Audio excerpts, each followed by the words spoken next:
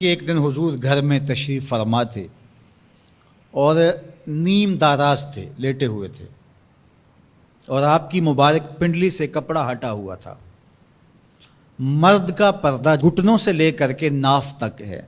فاستاذن ابو بکر فاذن لہ، تو حضرت ابو بکر رضی اللہ تعالیٰ عنہ آئے، حضور نے کہا آ جائیے۔ وہو تلک الحال، اور آقا کریم اسی حالت میں بیٹھے ہوئے تھے۔ فتحدث، وہ بیٹھے اور حضور سے ہم کلام ہوئے۔ ثم استاذن عمر، پھر حضرت عمر آئے، انہوں نے اذن طلب کیا تو حضور نے کہا آ جائیے، اور حضور اسی حالت میں تشریف فرما رہے۔ فتحدث، وہ بھی بیٹھے اور گفتگو چلتی رہی۔ ثم استاذن عثمان، پھر حضرت عثمان کی آواز آئی، حضور میں اندر آ سکتا ہوں؟ فجلس رسول اللہ صلی اللہ علیہ وسلم، حضور سیدھے ہو کے بیٹھ گئے۔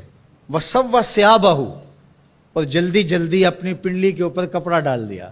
جب یہ لوگ چلے گئے، حضرت ابو بکر رضی اللہ تعالیٰ عنہ بھی، حضرت عثمان بھی، حضرت عمر رضی اللہ تعالیٰ عنہم چلے گئے۔ قالت عائشہ رضی اللہ تعالیٰ عنہ، حضرت عائشہ فرماتی ہیں میں نے کہا حضور ابو بکر آئے تو آپ بیٹھے رہے، جنبش نہیں کی، کپڑا سیدھا نہیں کیا۔ حضرت عمر آئے تو آپ اسی حالت میں رہے اور باتیں چلتی رہیں، لیکن جب عثمان آئے تو پھر آپ ایک دم اپنا کپڑا سیدھا کرنے لگے اور اٹھ کے بیٹھ گئے۔ تو سنو میرے حضور نے کیا جواب دیا۔ کہا میں اس سے حیا نہ کروں جس سے اللہ کے فرشتے بھی حیا کرتے ہیں۔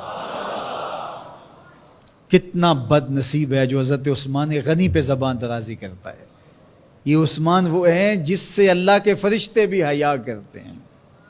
اللہ اکبر، یہ عظمت حضرت عثمان غنی رضی اللہ تعالیٰ عنہ۔ فرماتے ہیں حضرت مرہ بن قاب رضی اللہ تعالیٰ عنہ، حضور نے فتنوں کا ذکر کیا، فرماتے ہیں فمر رجل مقنع فی ثوب، ایک شخص گزرا اور اس نے اپنے سر کے اوپر چادر اوڑی ہوئی تھی، وہ چادر سے اپنے چہرے کو ڈھانپا ہوا تھا۔ فرمایا جب فتنے ہوں گے اور بہت فتنے اتریں گے تو یہ شخص جو گزر رہا ہے، یہ چادر اوڑے جا رہا ہے، یہ اس دن حق پہ ہوگا، یہ ہدایت پہ ہوگا۔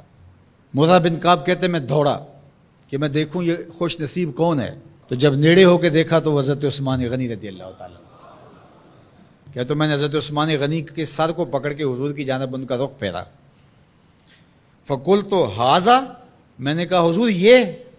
کالا نام، کہا ہاں یہی۔ حضور نے حضرت عثمان غنی رضی اللہ تعالیٰ عنہ کی طرف اشارہ کر کے کہا جب فتنے بہت زیادہ ہو جائیں گے تو یہ شخص اس فتنوں کے زمانے میں مظلوماً شہید کیا جائے گا۔ تو حضرت عثمان غنی رضی اللہ تعالیٰ عنہ پر 40 دن تک پانی بن رہا، اپنے گھر میں معصور ہو کے رہ گئے، سخت اذیتیں کاٹیں۔ شہادت سے قبل آپ کی مبارک داڑھی کھینچی گئی، آپ کو اذیت پہنچائی گئی، اور آپ کی اہلیہ کے سامنے حضرت عثمان غنی رضی اللہ تعالی عنہ کو شہید کیا گیا۔ تو حضرت عثمان غنی رضی اللہ تعالی عنہ حضور علیہ السلام کے پیارے صحابی ہیں۔ حضور کی 2 صاحبزادیاں یکے بعد دیگر حضرت عثمان غنی رضی اللہ تعالی عنہ کے نکاح میں آئیں۔ آپ کے بہت سارے نمایاں وصف ہیں جن میں حضور کا 2 مرتبہ داماد بننا، اور پھر فرمایا اگر میری اور بھی صاحبزادیاں ہوتی تو میں عثمان سے نکاح کر دیتا، اور پھر ذوالہجرتین 2 ہجرتیں حبشہ کی جانب اور مدینہ المنورہ کی جانب، پھر شہادت کا اعزاز، اولین مسلمانوں میں ان کا شمار ہے، 10 مبشرہ میں ان کا شمار ہے، 4 خلفائے راشدین کے اندر ان کا 3را نمبر ہے۔ جمع قرآن اور نشر قرآن کی سعادت اللہ نے ان کے حصے میں رکھی۔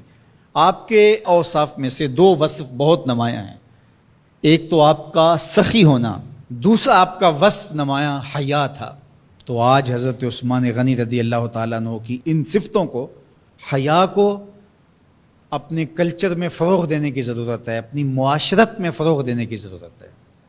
ایک مرد ہو کے اتنا حیا دار، تو پھر عورت ہو کر حیا کی چادر پھاڑ دے اور وہ اس کو آزادی کا نام دے، تو اس سے وہ نسوانیت کا نور رخصت ہو گیا۔ اقبال نے کہا تھا جس علم کی تاثیر سے زن ہوتی ہے نازن، کہتے ہیں اسی علم کو ارباب نظر موت۔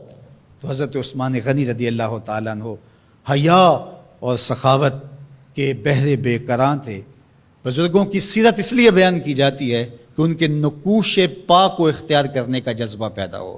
ان کا ذکر کرنا اس امت پر قرض ہے، اور ان کی محبت اور ان کا پیار اس امت کے رگ و ریشہ کے اندر محو نفوذ ہونا چاہیے۔